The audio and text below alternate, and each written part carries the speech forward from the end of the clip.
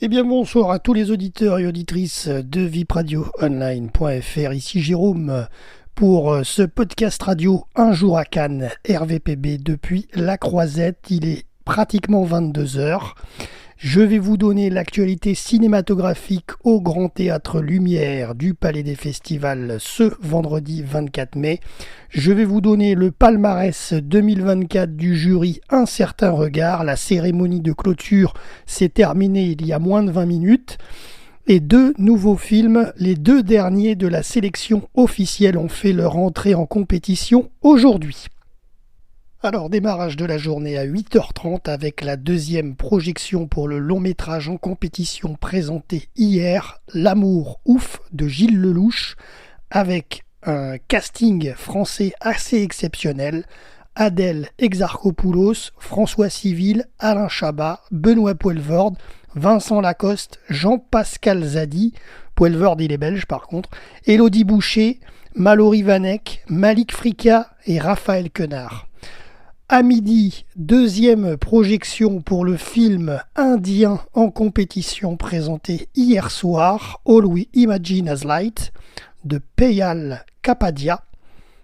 Ensuite, à 14h30, aujourd'hui, il y avait en salle Debussy une masterclass avec le célèbre réalisateur américain George Lucas, qui aura demain une palme d'or d'honneur à la cérémonie de clôture du 77e Festival de Cannes. Il était donc cet après-midi en masterclass pour un rendez-vous avec les festivaliers pour discuter de l'ensemble de sa carrière. Ensuite, à 15h, entrée en compétition et projection du long métrage The Seed of the Sacred Fig, donc avec la montée des marches de Mohammad Rasoulof. Film d'une durée de 2h48. Et concernant ce film, voici le synopsis. Iman vient d'être promu juge d'instruction au tribunal révolutionnaire de Téhéran quand un immense mouvement de protestation populaire commence à secouer le pays. Dépassé par l'ampleur des événements, la paranoïa l'envahit quand son arme de service disparaît mystérieusement. Suspectant sa propre femme Najmeh et leurs deux filles Rezvan et Sana d'être liées à cette disparition, il décide d'imposer des mesures radicales pour essayer de rétablir l'ordre dans son foyer. Alors que la tension monte, les liens familiaux semblent relégués au second plan. Ensuite, à 19h30, c'est l'entrée en compétition et la projection du dernier film de la sélection officielle, et non des moindres. Il était très attendu par les festivaliers, je pense, et surtout aussi par les médias. Il y a eu beaucoup de télé pour Michel Hazanavicius, qui donc est le réalisateur de ce film d'animation, la plus précieuse des marchandises. Alors, il y avait un embargo jusqu'à ce soir, 21h, heure de Paris. Actuellement, il est 22h06, l'embargo est donc terminé, la projection également, et donc je vous donne quelques infos concernant ce film.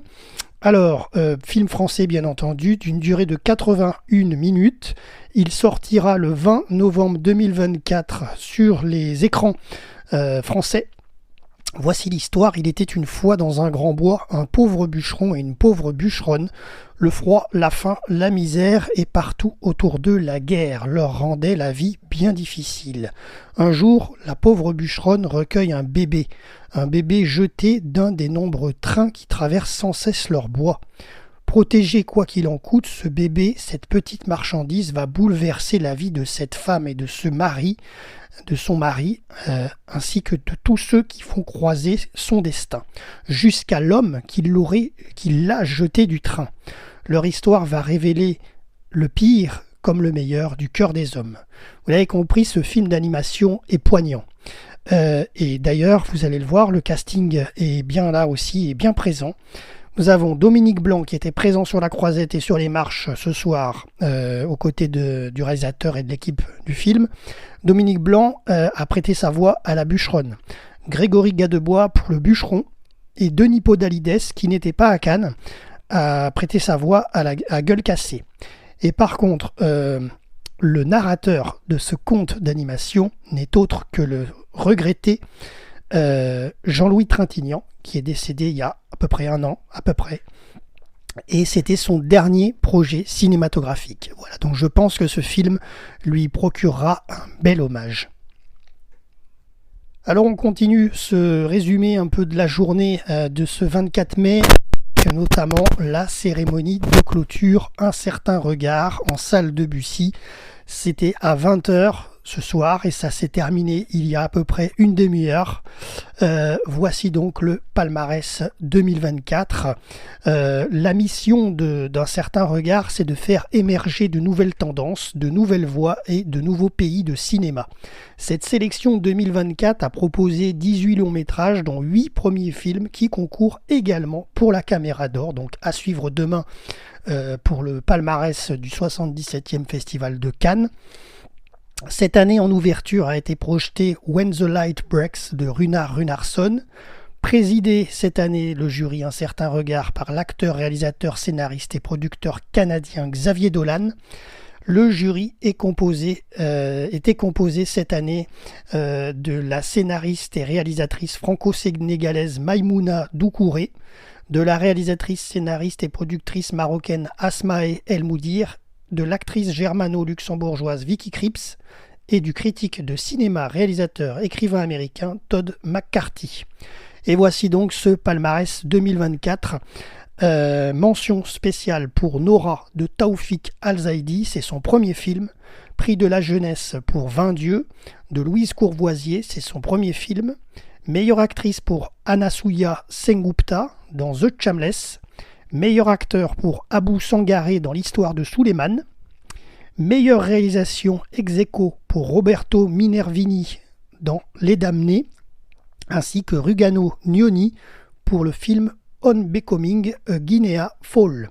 Le prix du jury est attribué à l'histoire de Suleiman de Boris Lochkin, 2 prix donc pour l'histoire de Suleiman. Le prix Un certain regard a été décerné à Black Dog de Guan Yu.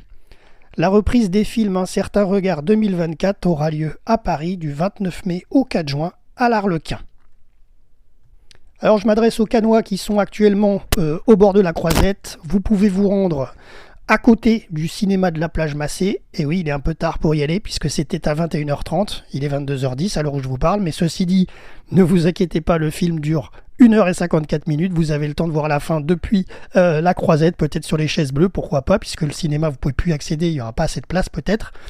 Mais en tout cas, ce soir, c'est la projection du film argentin Les 9 Reines de Fabian Bielanski, film de l'année 2000, et il a été restauré en 4K exclusif, c'est un polar. Passons maintenant à la dernière projection, la dernière montée des marches pour la dernière projection. Cette fois, c'est un film hors compétition. Le dernier donc de la 77e édition du Festival de Cannes, c'est le long métrage She's Got No Name de Peter Oh-Sun-chan. Film chinois d'une durée de 150 minutes, She's Got No Name est inspiré de l'une des plus célèbres affaires de meurtre non résolues en Chine, se déroulant dans une ruelle animée pendant l'occupation japonaise de Shanghai dans les années 1940. Le film raconte la vie d'une femme, Zanzu, accusée d'avoir démembré son mari, un meurtre qu'il semble impossible qu'elle ait pu commettre seule.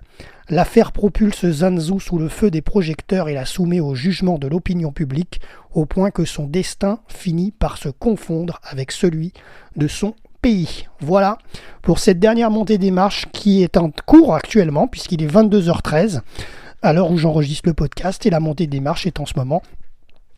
Rendez-vous demain pour le dernier journal radio Un jour à Cannes RVPB.